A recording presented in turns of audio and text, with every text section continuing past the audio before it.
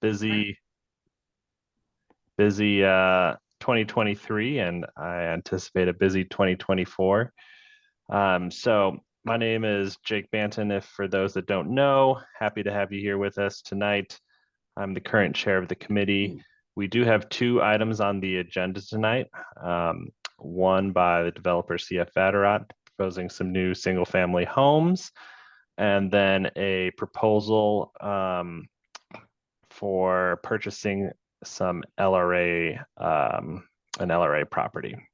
So we'll start with the Vatterott proposal, and then go into the other proposal and end with a closed session to discuss the proposals and also just some administrative items and discussion for run into DRC throughout the year. So with that, let's go ahead and get started, and we will give everyone a rundown of this first proposal from CF Vatterott.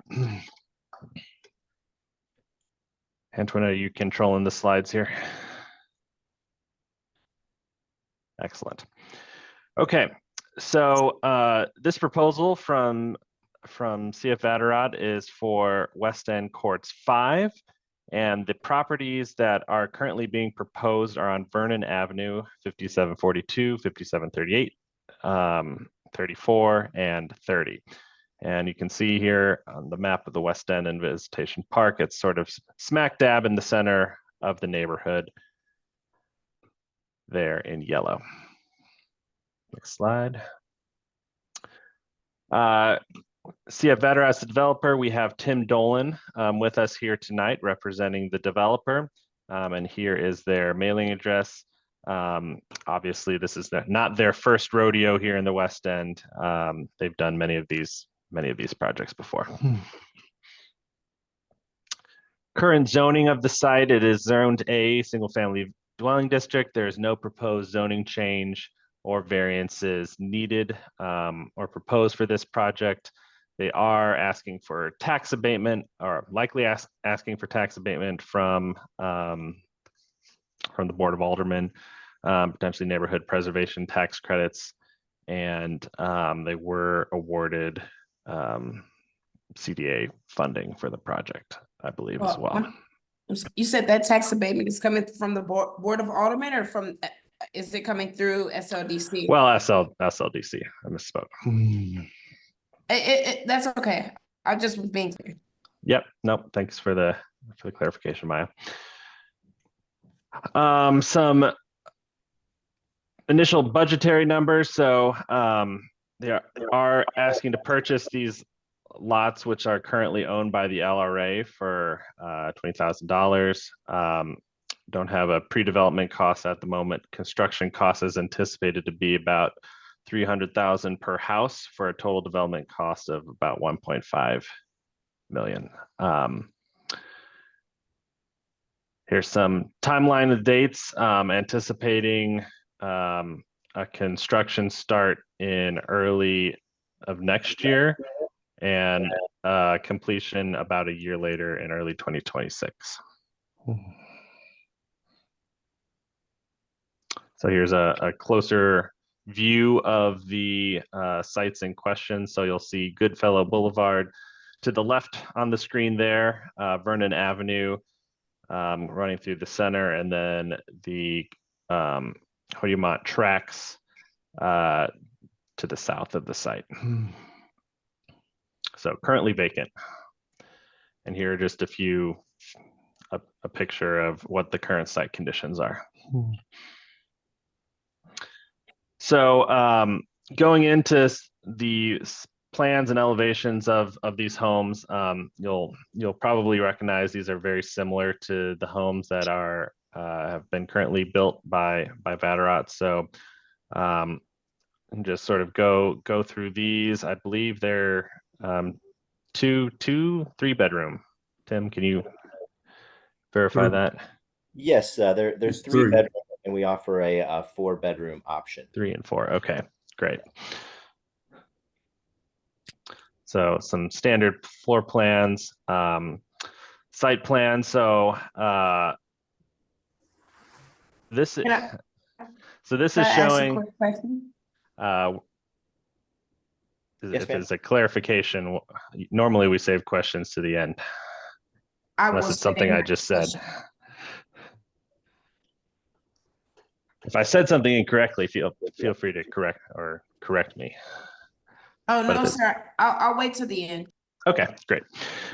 Preliminary site plan. So this is currently showing the home situated on the lots. I'm assuming, Tim, correct me if I'm wrong, but hopefully the building line is sort of in line with the existing homes on the site. And this is showing a new sidewalk and drive, and currently this is showing driveways coming from the alley, which would be the Hodiamont tracks in this case. Next slide.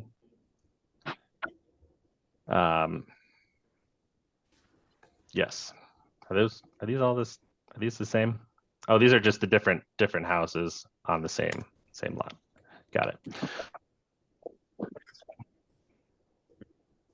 Okay, a little bit of a squished image here, but these are the elevations of the homes looking all in a line, and we have some closer up images to look at.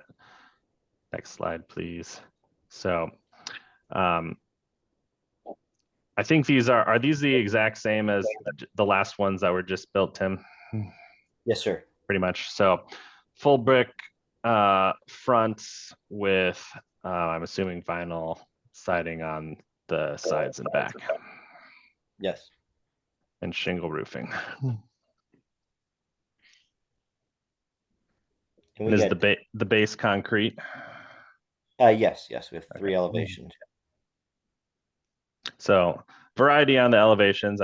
If you haven't been along Cates Avenue in a while, I'd suggest you take a drive, take a walk down there to see those recently completed homes on that in the block between Goodfellow and Hamilton on Cates.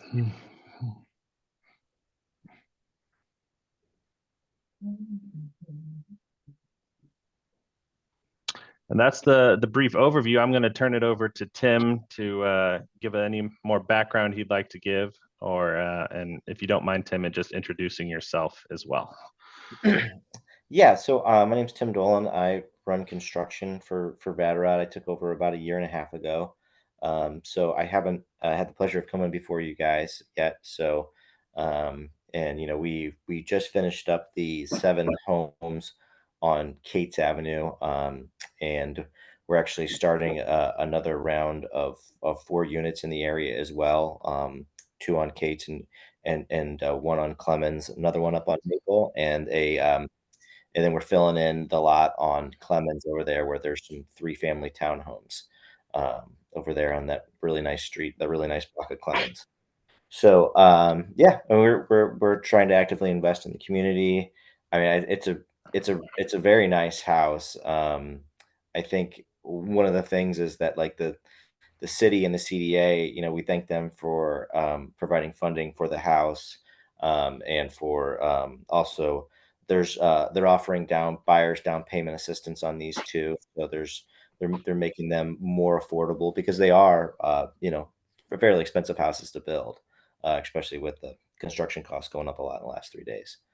But yeah, we're looking for your feedback, your permission. You guys know the community better than we do and what fits. And honestly, you guys just said something about the Hodiamont tracks in the alley there. So that maybe that's not an option. We have to come up with a different driveway configuration. So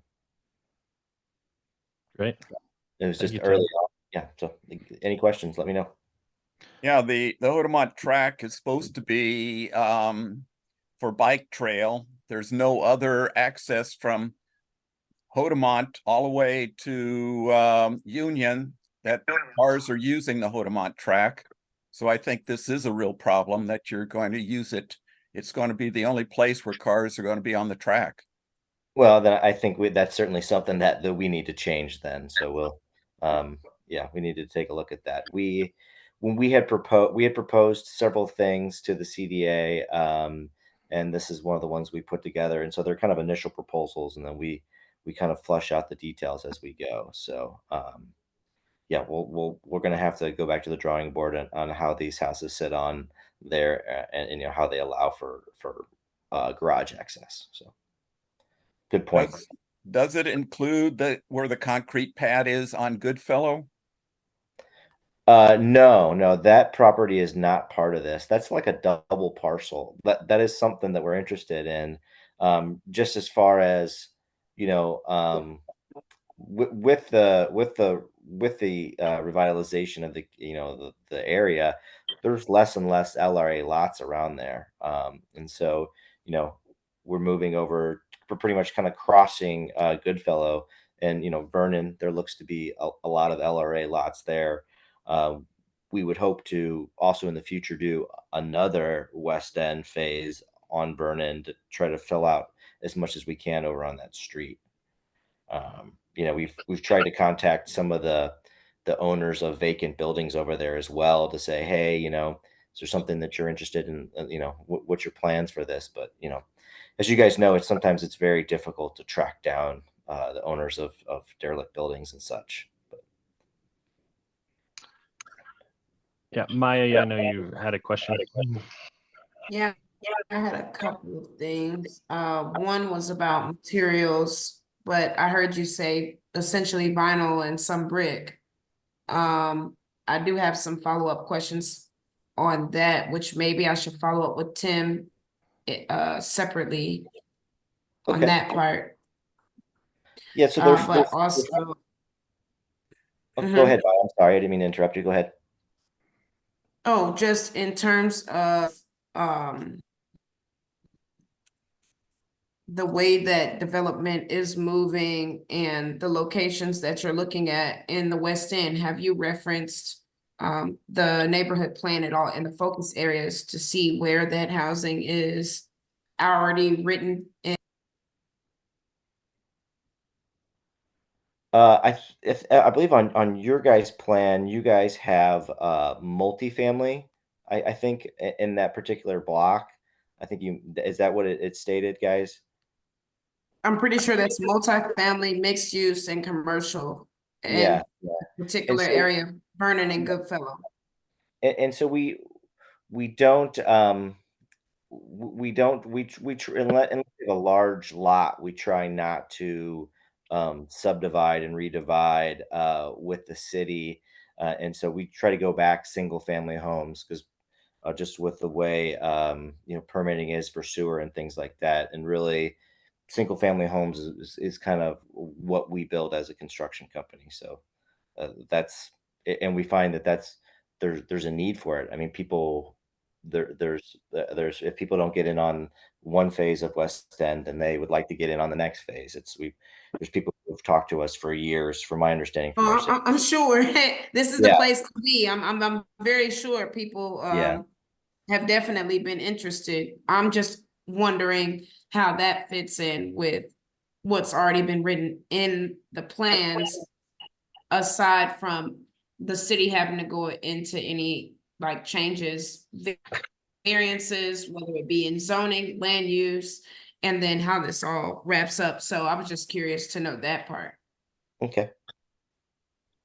Tim, The other question I had is around materials. So the West End right now does not have an outline form-based code. However, if we're looking from like an historic point of view, how does your company seek to maintain the aesthetic value and the historic value of the neighborhood without necessarily, like bringing in new design and not copying old design, but if it's already expensive to build with the materials you're building, is there much of a variance in the cost if you were to stick to the standard of what we see already in the West End?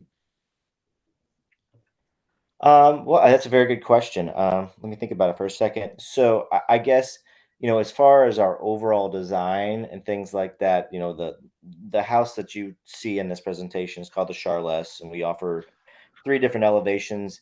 They offer Antoinette, could you go to the elevation real quick? So what I would say is that, this is a mix of, what you see being built with some, some details, like particularly the elevation T, which is a front gable. You know, you see that in the neighborhood, but we're not trying to do faux historic building. It's often not very well executed, especially with modern building materials. Um, it is a house with full brick front and 9 foot first and second floors, so that as far as scale goes, they tend to fit. And we also try to line up the finished floors and the setbacks to match the existing community. Uh, because we've got different driveways and different setups. There's a lot of diversity in the housing stock in the neighborhood. But I don't think we're ever going to match it exactly. Nobody's ever going to mistake ours for an historic house. And we also don't want to stray too far from our designs, because whenever you do modern, people have strong opinions about modern. So we're kind of we're in a spot where it's like, hey, why don't we build a good house, an attractive house? And a lot of people want different colors of brick, and I've talked with my salespeople and things like that. And generally speaking, when we spec these, or if I pick out the brick colors, I'm trying to pick out historic looking brick, and brick that is in the same dimension as the houses that you see there. And so you'll see some of those on Cates Avenue, where there's ones that look like they reused brick from the neighborhood, even though it's new brick. And there's some of them that are grayer bricks and more contemporary, and that's kind of what people want.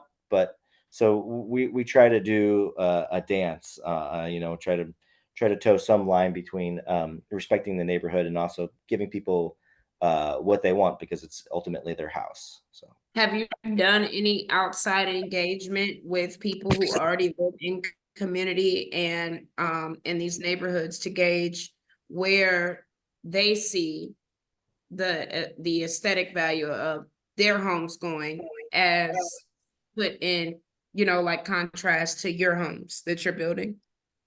I no, ma'am. Okay. That's Part just of a that, question. part of that is this engagement right here. This right, Tim? part is engagement. Yeah, this part Yeah. is engagement. So I'm just wondering if you like got out and like knocked on any doors, or like talk to any people who are living nearby to see what the impact of these homes may be on their homes. But if that hasn't been done, that's fine. I was just curious. Mia, for your information, Vatterott has built probably at least 30 houses between Cates and Enright and Clemens in the neighborhood. Almost all of them have been between Goodfellow and Goodfellow and Hamilton. They have done things on Enright off of Clara, but this is similar to what they have been doing in the neighborhood for the past 20 years. Absolutely. I'm just curious as to how people feel about having these more historic homes versus having the newer styles that are not modern, but not historic either. I was just wondering if any engagement had happened amongst that group of people. Well, a little background. So last time Vatterott came and presented their project for their previous phase, if you go on Cates Avenue right now, you'll see two different types of homes that they recently built. One had sort of a mixed material front facade with vinyl and brick that only went about halfway up, and then the most recent ones were full brick, and they're a little bit taller, and that was actually the result from the previous engagement with the DRC.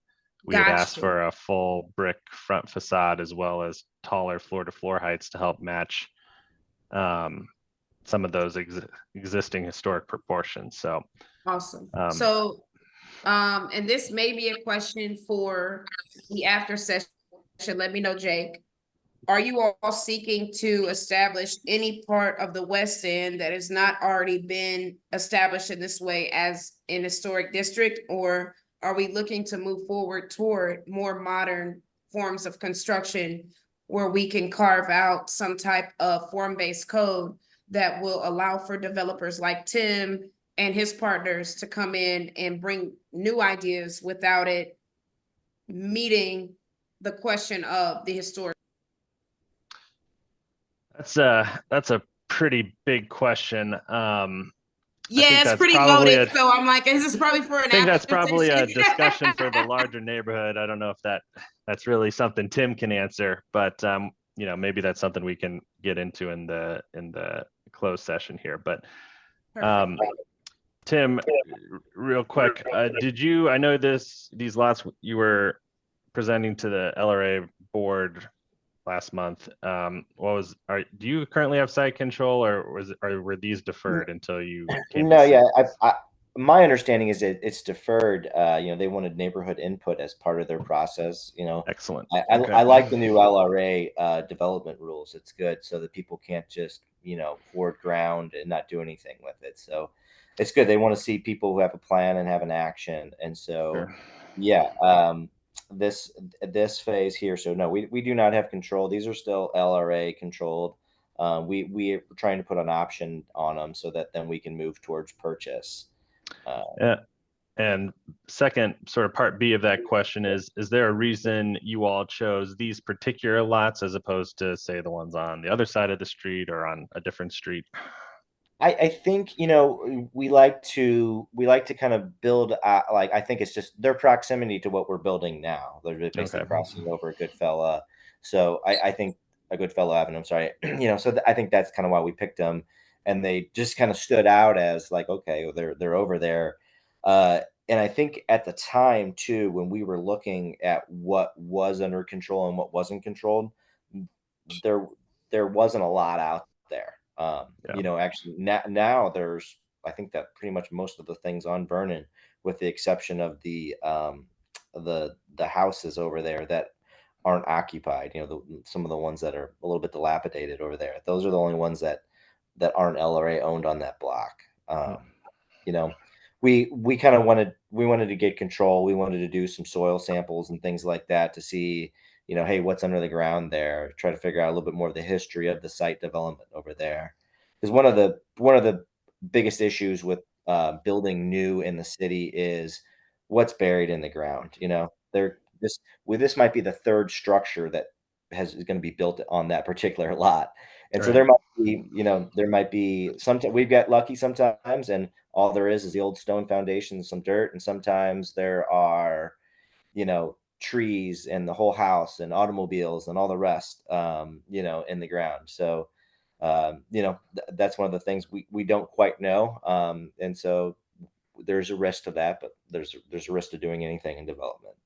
But Right. yeah, we just picked it just because it was close to Kate's and Clements, and just kind of growing out of that kind of epicenter of north of Delmar. If just out of curiosity, if we like the concept of your homes, but are a little hesitant on the site, would you be open to potentially other LRA sites in the immediate area? You know, I think we'd have to talk with the CDA about that, because, you know, it's part of their NOFAs and the official documents that they approve, you know, building in certain areas and certain things like that. But yeah, if you feel like there's a NOFA also, there's a NOFA coming out, or there is out right now, that's due in April, end of April, that, you know, we're actively looking at different sites. So if you have places that you want to recommend to us, that'd be great. You know,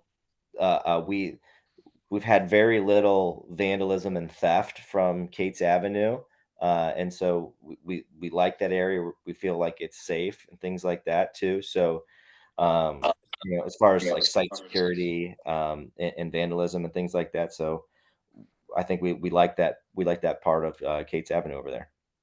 Sure. Who else has questions for Tim? I have one. Go ahead, Irv. Yeah, Tim, we had a meeting yesterday, Mhm. and I think we need to really start thinking very serious about replacing vinyl siding with cement board, some other material, or rather than that. I don't think they will like it, and I don't think anybody else on our committee like them as well. The other thing is that we want to keep in mind is that Holdemont Track is the greenway. And they've been working on that for a number of years. And so you want to make sure that whatever you do with those sites that's about to Greenway is that you have enough room that you won't interfere with their designs. And and the third thing is that the returns. We're going to go back to the returns on the brick at least 2 feet. And that's pretty much where we are. Okay. Yeah, I think we do have a 2-foot brick return, and yeah, you guys are absolutely right. I'm kind of embarrassed that when we were looking at this, that when put 2 and 2 together, that the alley there is a Hodemont track. So my apologies, and so we're certainly going to make some changes there, and that might even be something that we'll talk with because I guess that's Great Rivers Greenways, right? That's involved in the project, and say like, hey, is there something that we can do? Is there like could we plant birch trees or oak trees and things like that in the backyard there along there to make it look nicer, because we certainly don't want to have cars going down there. That's the greenway over there, and the greenways in the cities, that's a tremendous thing to have a bike trail, a walking trail. Just I mean, that builds community, that gets people, it's a healthier community. That's certainly not something that we want to disrupt, so we'll certainly take care of that aspect of it. With regards to vinyl siding versus cement board siding, yeah, we can certainly have that discussion. We can talk about costs again, because right now it's a 1,600 square foot house, and where build costs are these days. We try to put decent flooring and cabinetry in the rest of them, and not make them we want their finishes to be durable and to last a long time for the people that are buying these things. So we spend so much money on the exterior that there's nothing left for the interior. There's that, or people are having to spend more money upgrading the inside to get it to where we are now.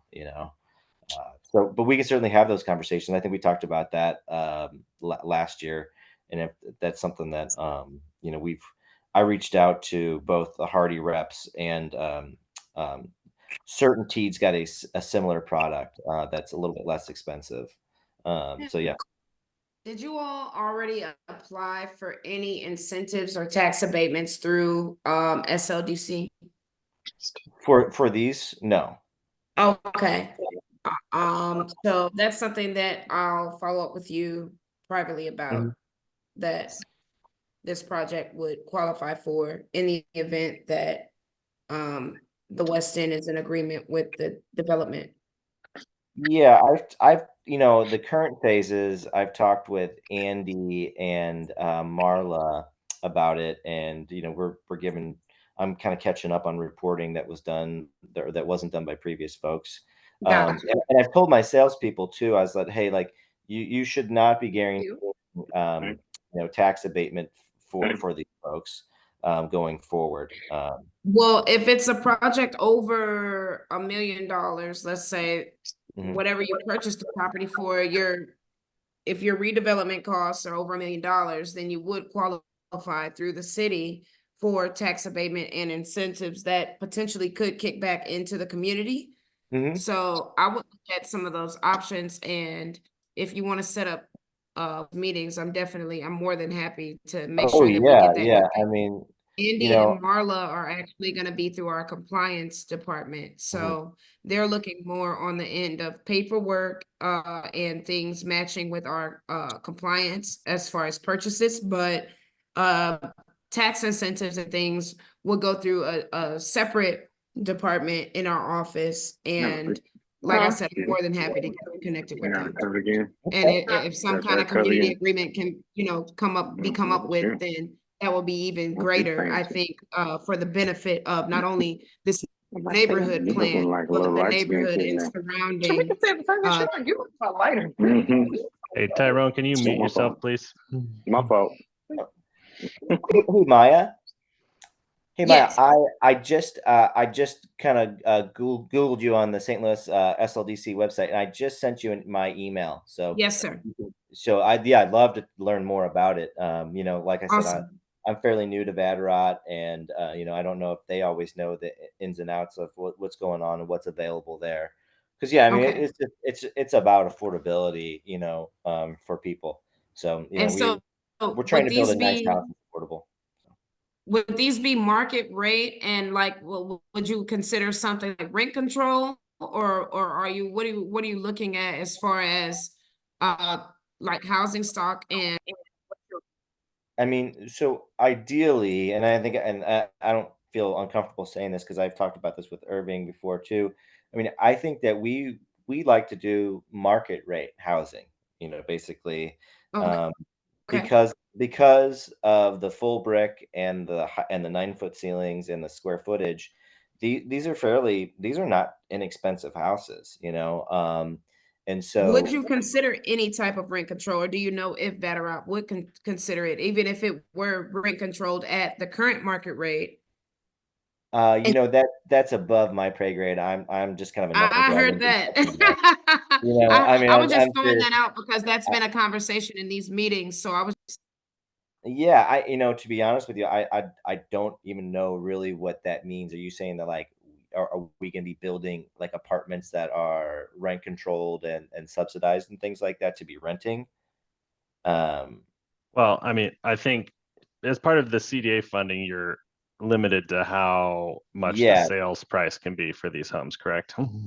Absolutely, yeah. There's an affordability issue there, as well as then also people who are getting that they want to tie down payment assistance, which I think is great, but then that also limits the income. So it's really kind of a narrow band of people, because there's people who we've talked to that that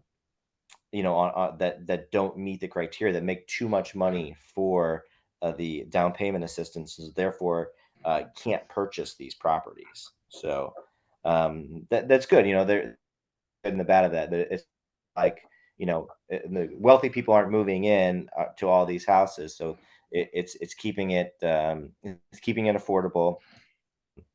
But at the Yeah. same time, yeah, with down payment assistance, it does limit our buyer pool. So I've got Monique, Amina, and Lisa. Hello, I'm not sure. Can anyone hear me? Yes, Yes. ma'am.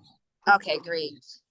So my question, and hey Tim, my question more has to do with the process that Vatterott typically does in approaching or funding opportunities, because you have all this experience. Like, so for example, in full transparency, a lot of us were surprised that Vatterott even not only was awarded CDA dollars for this particular NOFA, we weren't even aware of it, that you all had applied. And so I was going to bring this up before you talked about the upcoming opportunity through CDA in April, but is there a company policy or position for how you secure community support while preparing for this? Because I will say this, so that's a question, but then also let me offer a statement. Now that the We Collab plan is in effect, it is the implementation committee's expectation that there be some engagement if you are interested in applying or securing community support, either through the DRC or one of those entities associated with We Collab, at least. And we're not sure how you all think about approaching it for NOFAs. So just Yeah, and providing a statement. yeah. I honestly, and if people know me, I just kind of try to speak plainly. I didn't know about you guys, and I put the paperwork together.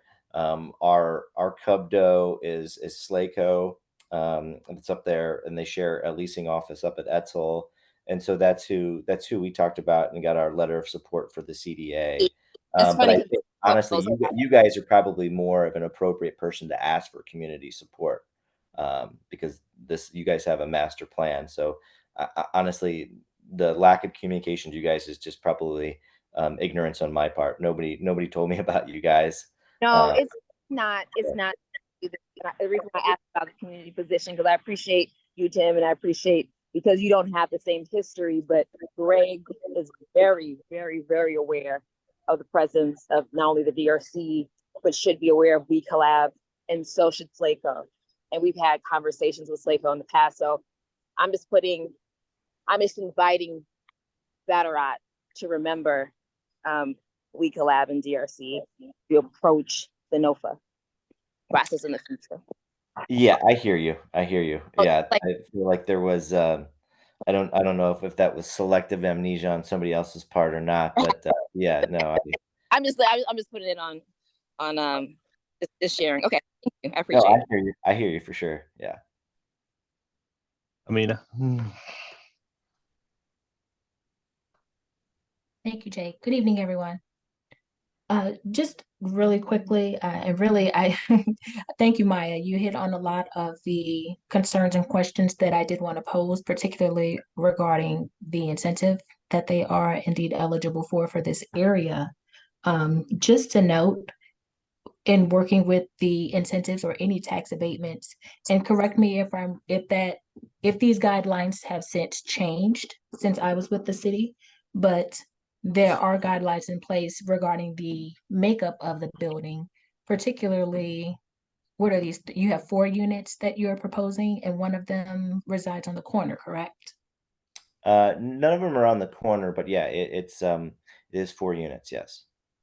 Oh, none of them are on the corner? No.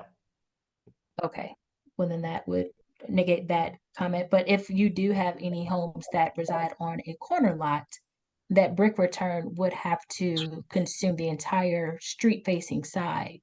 Yeah, yeah, absolutely. We certainly do. We just for cost, we try to avoid those. So yes. Okay, so that was one. The other is landscaping.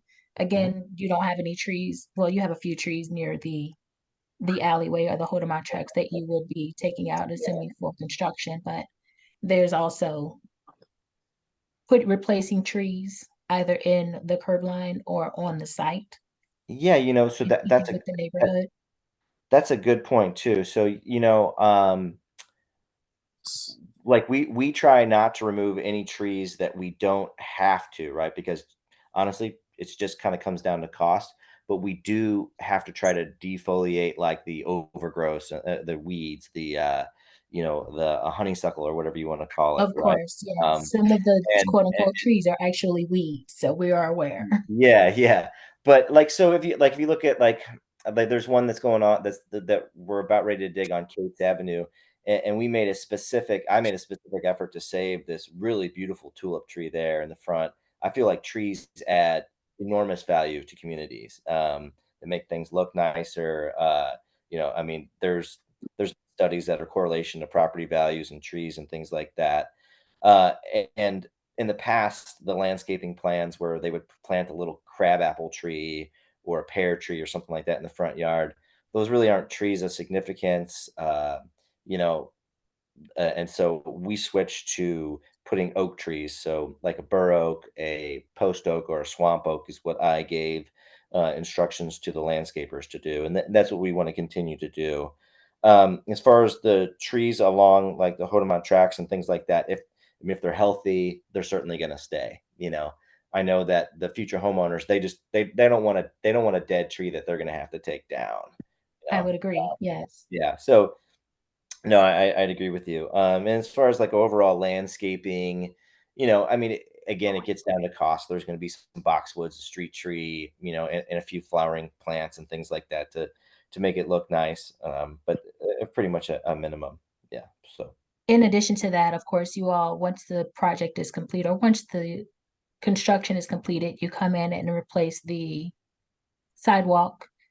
I've noticed we've had some developers that will replace the sidewalk in kind, Mhm. being that the older homes have a lot of the heavy granite or the heavy aggregate in their sidewalk, whereas a lot of the Vatterott homes has this new, very bright white concrete poured, sidewalk concrete, and it's stark night and day what's new and what isn't. So just wanted to know if that was something to consider. There was a property that they redid on Hamilton and Cates, and they beautifully restored their sidewalk with the heavy aggregate to match the existing. Yeah, that's a beautiful house. Yes. It's an apartment building. Oh, okay. I'm sorry. I thought I was talking about the Union Station Architect house. That's right. No, it's 820 Hamilton there. They replaced their sidewalk in kind to match what's existing in the neighborhood. Oh, okay. Yeah, I mean, honestly, it wasn't something that was really on our radar. A lot of the sidewalks and things like that in the city, they probably look exposed aggregate just because of the weathering. Like concrete will weather down to the aggregate, and they used Merrimack Creek gravel back in the day, whereas we use limestone. But there's certainly Something to consider. Yeah. definitely something to consider. Yes. Lastly, site security is definitely important. That was Mhm. something that came up time and time again for the construction along Cates. Mhm. There were 7 homes that were erected on Cates, and at any given time, you would have exposed basements Mhm. before the building was erect. You would have exposed construction sites. We are very blessed to have children in the neighborhood that like to play, that catch the bus, that walk up and down the street regularly. And it is just a safety precaution to secure your sites. The orange fencing that goes up does not stay up. And so at any given time, anyone can reach the site and get hurt, fall into the excavation. It's just something that we really want to stress during your construction, because people come and go and no one cares. They leave equipment, and it is secure, and this is a residential area.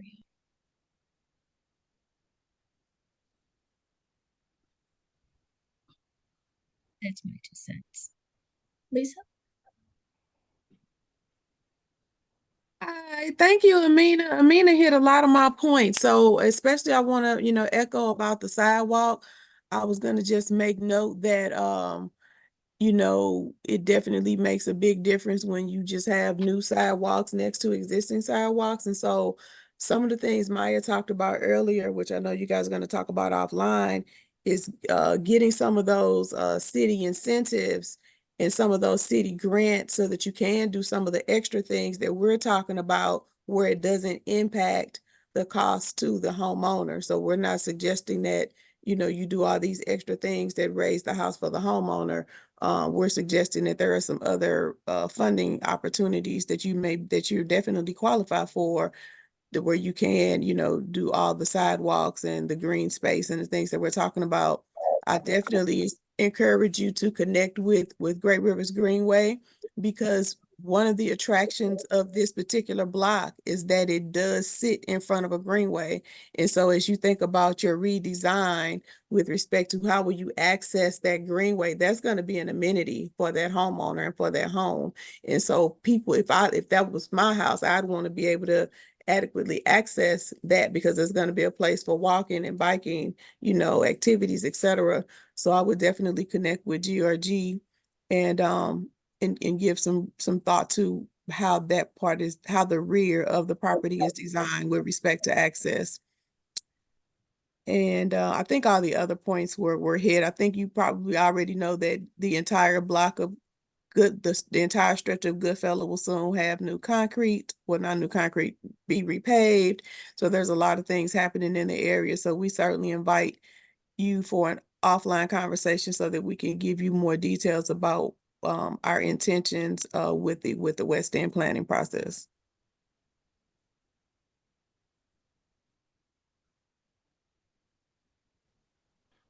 All right, we've got time for just a couple more questions if anyone has any more questions for Tim.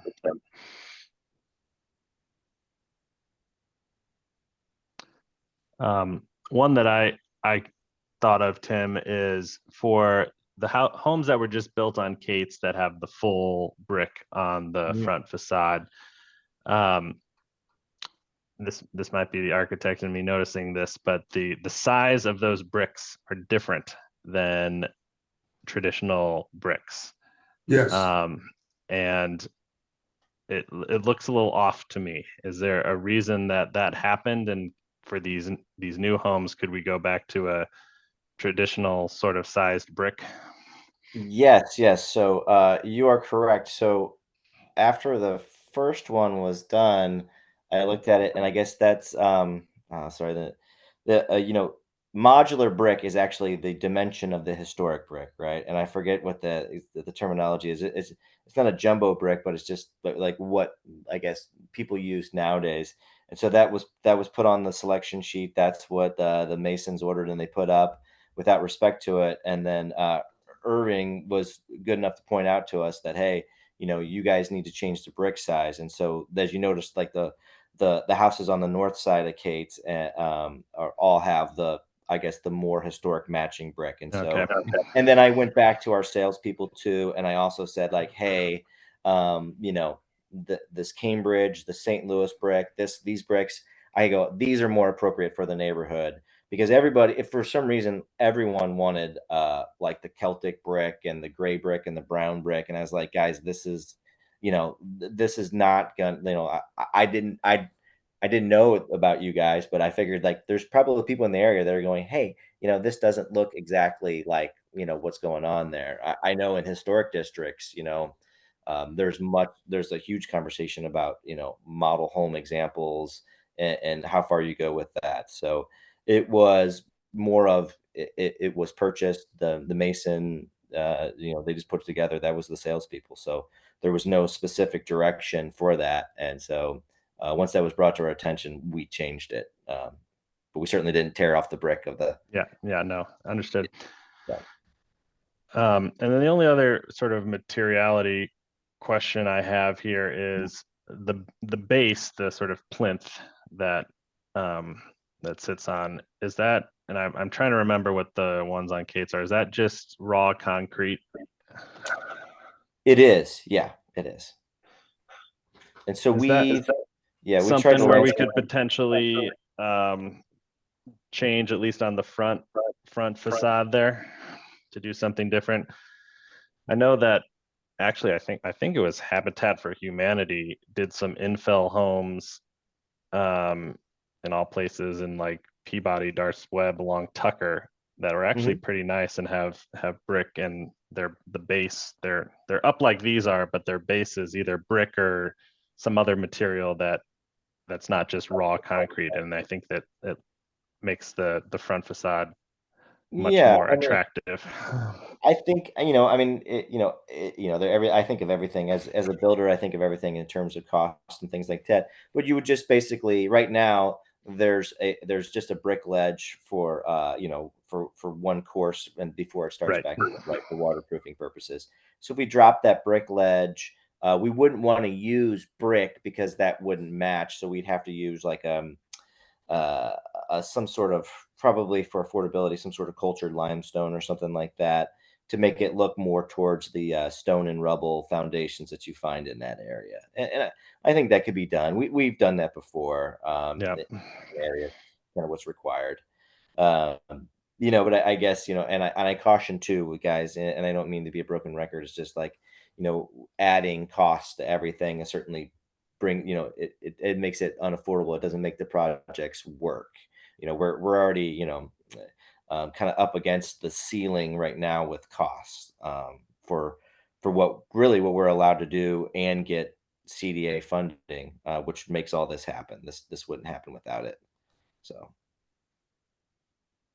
Great. So there's good and the bad. So yes, we could certainly do it. We could talk about it, and we price it out. So.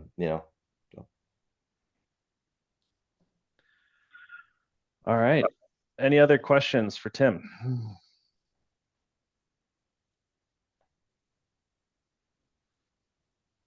Going once, going twice. All right. Well, Tim, we certainly appreciate you joining us this evening. We're going to go after the next presentation, go into a closed session, just have some internal discussion, and then we will get back with you, if not tomorrow, then early next week. All right. Well, I was going to say, hey, thank you all for your time. Thank you for educating me, and just thank you for the feedback. I myself am a homeowner, and every time somebody cuts down a tree on the street, we all get together and talk about it too. And I can't imagine what it would be like if somebody was building 7 houses on my street and how much input everybody would have. So I understand, and I thank you for your guys' candor. Appreciate it. Great. Thank you. Thank you. Have a good rest of your night. You too. Take care. Okay. next up, do we have and I Amber apologize. Sims. Amber, yes. Yes, Or Ambra. Ambra. Yes. Miss Simmons. I'm just getting logged in here with my camera. There we go. There we go. Good evening. How are you? Good evening. I'm fine. How are you? Doing well, doing well. Thanks for sticking with us this late. Oh, thank you for having me. Yes, Sorry. yes, I do. Okay, so it's going to be the same sort of thing. I don't know if you were with us at the beginning of the last presentation, but I'm going to do a quick run through I'm of in a the Zoom meeting, and I'm gonna have to ask you to call me back at some point. Antoinette, can you I'll give mute you a her? number that you can reach me during the day. Thank you. So I'm going to do a quick run through of all the material and facts that you sent in your application, and then we'll let you introduce yourself and talk a little bit about your project, and then we'll open it up for questions. Perfect. All right, so project number 2, developer ideal enterprise and investment. We have Miss Amber Simmons here with us tonight, representing the developer. It's their contact, and they have done some rehabilitation projects before. So here's a street view of the site, 5711 Maple Avenue. Mhm. And here's a satellite image of that area there. This is a zone currently single family housing, zone A, no change to the proposed zoning on the site and no variances requested. Are potentially looking for tax abatement for the project. We have it's an LRA property acquisition cost of $5,000, $10,000 for pre-development, a little over 270,000 for construction, with a total development cost of just under 3 at 280.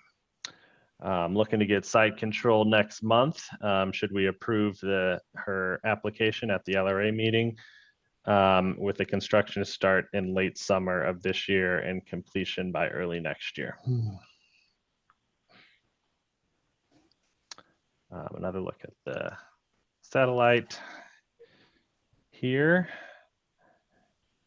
All right, and remind me, Ms. Simmons, this is is this the house or is this a similar project? No, so this was a similar project that Okay, has that's been what I thought. completed. So I included 2 plans. This one at 5545 Maple. So it's on the next block over. And then I included the plans for the home that's right next door to this lot at 5707 Maple. I just included both because the one right next door is a bit smaller in size than what the lot can fit. So I just wanted to include one that had a bit of a larger floor plan as well. Gotcha. So, and remind me, this application is just for the vacant lot or also for the vacant home next door? Do you already have control of the home? Correct. So I am partnered in on the one next door at 5711. Renovations have already started. I'm sorry, 5707. And renovations have already started. So this application is just for the lot next door at 5711. Got it. Okay. Thank you for clarifying that. Sure. Next slide, please. So taking a look at what those existing floor plans would be, and are we looking to? I apologize. All this information is running together in my head. Or this is looking to be a new construction or just a sort of side yard for the home that's next door? No, definitely new construction would be the Okay, that's plan. what I remember. Got it. Okay, Mhm. thank you. And so similar floor plans to what's shown here. Correct. The only difference is both homes, they are 3 levels. They do have that 3rd floor. Just depending on cost, we were still playing around with the idea of if this one would just be a 2-story or not. Got it. Okay. Next slide, please. Some typical stair details. Planning on having a porch on this new home as well? Front Yeah, porch? yeah, we definitely want to kind of mimic and model the other homes and surrounding blocks. So definitely. Okay. And how many bedrooms would the new house be? Because I know these are sort of the model floor plans, but Yeah. So these floor plans here, they both contain 5 bedrooms. Oh, I'm sorry. This one is 5 bedrooms. The next one will be 4. So, it still just kind of depends on the number of stories. I definitely want to do 4 bedrooms. If we do the third level, it will be 5. okay.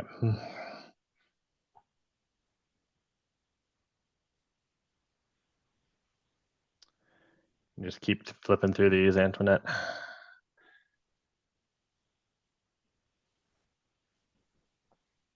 Okay, could you go back to the slide with sort of the pictures of the house next door? Yeah, there And was then, one. Mhm. oh, did we miss something? Yeah, there was one for the plans next door, and then there were also pictures of the completed home at 5545, just to kind of give an example of just the interior completed product and the materials used for that as well. Okay, well, while I look that up, if you want to go ahead and just sort of formally introduce yourself and talk about your project, and I'll try and find that. Okay. Well, again, I'm Amber Simmons.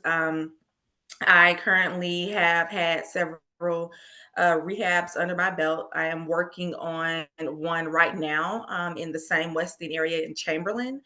And with being partnered in on the renovation next door to this lot, just looking at the lot, I just felt like it would be a really great opportunity to bring the new construction home on such a beautiful street. I mean, the street has, I believe, at least 4 kind of newly constructed homes. And I just think that that would be a great addition to that empty lot, especially since the home next door is undergoing renovations. And kind of similar to the previous presentation, we were interested in the options program with the LRA. So I believe they give you at least 12 months to kind of get plans together, get all the architectural plans and funding together. And so a part of getting approved on their end was this part of the presentation, but we are interested in the options program as well. And that's the reason why there were no plans for this particular lot yet. Antoinette, would you mind allowing me to share my screen, and then I can show some of these images of the project that was recently completed here?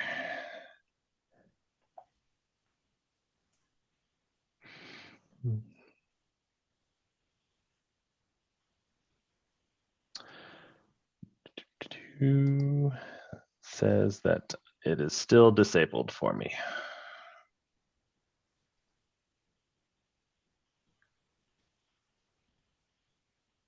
Let me find it, make you a host. Give me a second.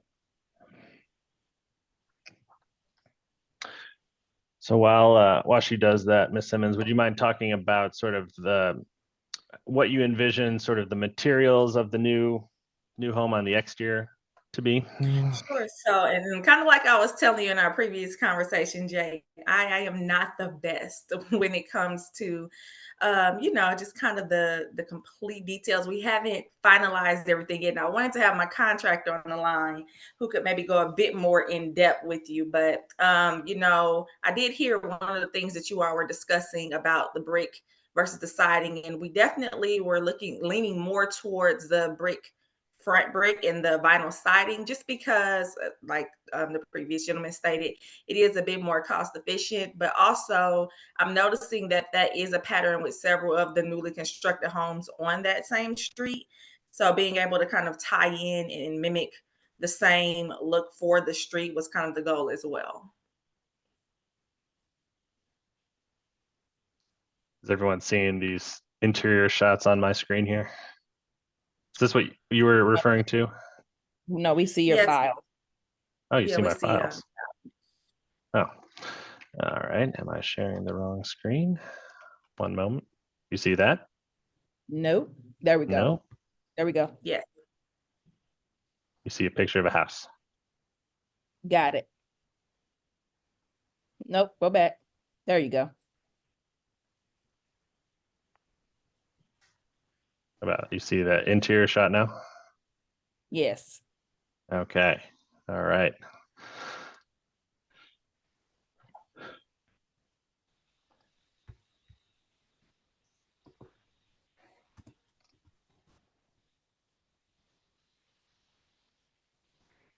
And you're anticipating finishes similar to these for the new construction home?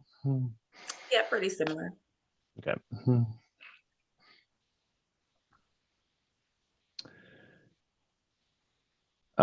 Any garage or driveway? Right now we have been doing kind of that hybrid carport, but garage door type of element. I believe this one was just a carport though.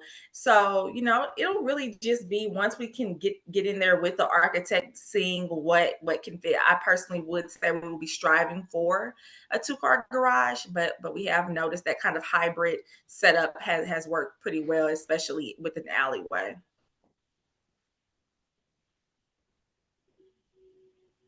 Excellent. Okay. Well, with that, I will open it up to questions from the committee. Okay, thank you. And if anyone wants to bring back one of the slides, let Antoinette know and we can get that back up there. And I did have a question as well. Sure. So, like I said, I came in kind of on the discussion about the building materials and how it sounds like brick is the preferred material all around, just to kind of encompass the historical look.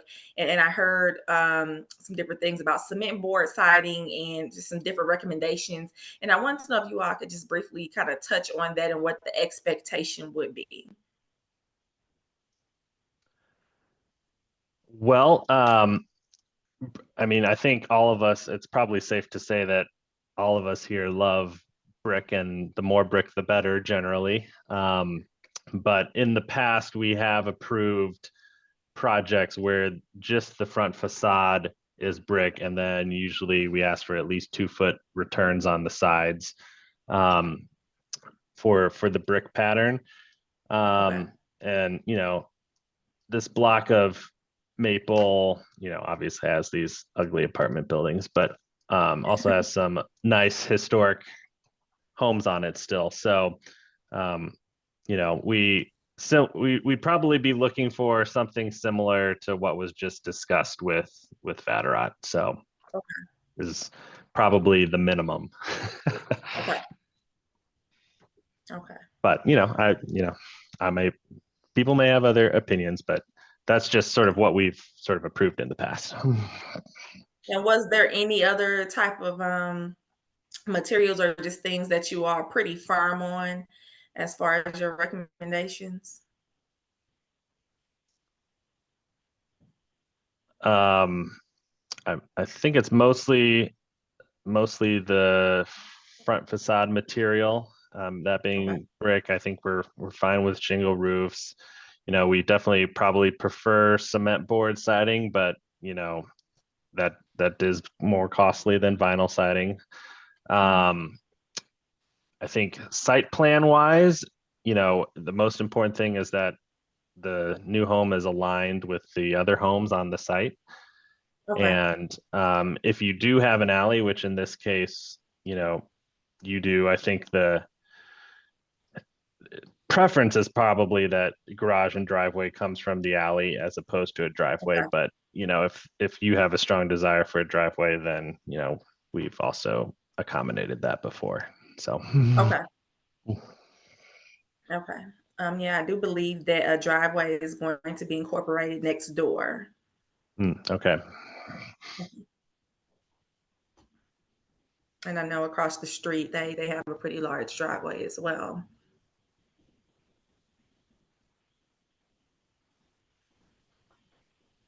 All right. Who else has questions?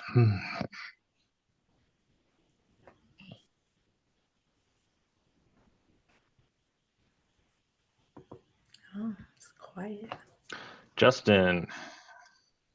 you want me to read your question or do you want to ask your question? How you doing, miss?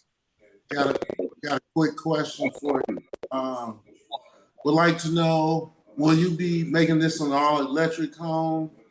Will you be installing solar panels, or will you be offering a electric vehicle charger at your proposed developments? Sure. So it won't be all electric. It will, have gas as well. As far as the solar panels, I'll be honest with you, Justin, we just haven't gotten that far as what type of things can be offered to make the home more efficient, but it's definitely something that we plan to review during the development phase and when going over the cost and everything. Because I definitely think that could be efficient, but we just haven't gotten that far to see, what would be cost efficient as well as still efficient for the home and the future homeowners as well. Okay, and the reason why I asked that question is because our community is a historical energy burden. Regardless if you live in a new home, old home, people have issues paying. And I think about, I understand the cost factor, and if I'm not mistaken, you asked for tax abatement and other things. Mm-hmm. And that's why I asked the question, really to figure out if you knew that. So that's where all that came from, just looking at that. So no, that's that's definitely something I will note, because I would imagine that even with new construction, just with the size of the homes, that making it a bit more efficient could definitely be beneficial. So I will definitely note that as a point of contention. Thank you. Thank you very much. Appreciate it. Thank you.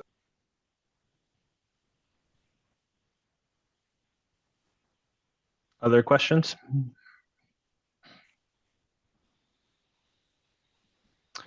There's one question on your overall construction costs and budget. You listed a sort of total project cost of 280, and we just heard from Vatterott that those houses that they were proposing are around 300, if not more, because they also have CDA funding. So if once you get an architect and come up with plans and talk with your contractor, if you find that your project's coming in more than 280, are you going to try and find ways to accommodate a lower budget, or are you prepared to increase your budget? Well, I mean, we definitely want to do the project. So we definitely will look into ways to make it a bit more cost efficient. Those numbers were really kind of soft estimates, just kind of based on brief conversations with the architect and kind of coming in at roughly around maybe $115 to $120 per square foot. And we're looking at about maybe 2,200 to 2,300 square feet. We're definitely prepared to just kind of work those numbers and see exactly what fits. So that was just pretty much a soft estimate. Got it. We'll say from my end, it sounds a little probably low on the cost per square foot, based off of the finishes that I just saw in those pictures, and talking about sort of what we're hoping for on the exterior materials. So. Mm-hmm. Yeah, I mean, and that is why I'm glad we had this meeting, to kind of get a real good understanding of what the expectation would be. But it really is going to boil down to the size of the home, as well as just really crunching the numbers with the architect and the contractor, and just seeing, exactly what's what with those finishing materials as well. Are you planning on constructing a basement, or would this be a slab on grade build? No, definitely a basement. Yep.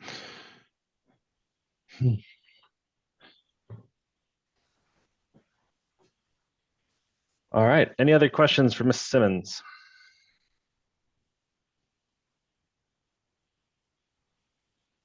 I do have one more question as well. Sure. And I think I kind of briefly asked this. So as far as the process works, when it comes to those of us who are interested in the options program with LRA, how does that work with your decision making on moving forward and getting the support? What exactly is it in such an early stage, since it's not set in stone, that we're getting the lots or the homes? Exactly how does that process work? Just on you guys' end.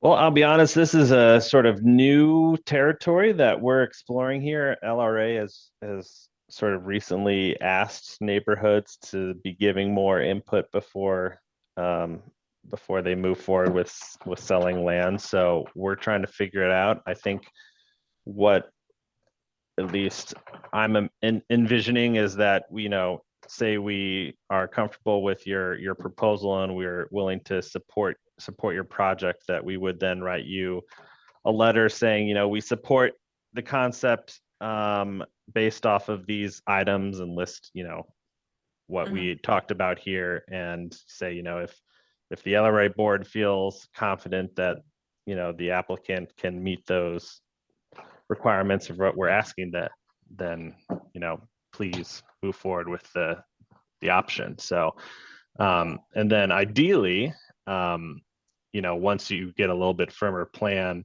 on what you want to build and what it's shaping up to be, and you have that, we would love to see you again and see sort of how that all shaked out. Okay. So, and that was going to be my other question. So, hypothetically, if there was initial approval granted, since the LRA options program gives us the length of time to get plans and get things developed, you would like for us to come back to the board and just kind of revisit the next phase in that? Is that what I'm understanding? And bring the actual plans, bring the actual costs, and just kind of keep everything updated, just so that any concerns can be addressed? Yeah, that'd be great. Yeah, I think that's perfect. And is there a certain time frame that you all would require that, or is it just kind of once the ball gets rolling? Once the ball gets rolling on your end. Okay. Preferably before you have shovels in the ground. Of course. Of course. Okay. All right. Well, looks like there are no more questions, so we'll let you go, and we'll have some internal discussions amongst us here, and like I said to Tim, we'll get back with you soon. Okay, perfect. Thank you all for your time. It was a pleasure speaking with you all. I learned a lot. It was very informative, and I hope to speak with you soon. Yes, appreciate you joining us. Thank you. Good evening. Good night.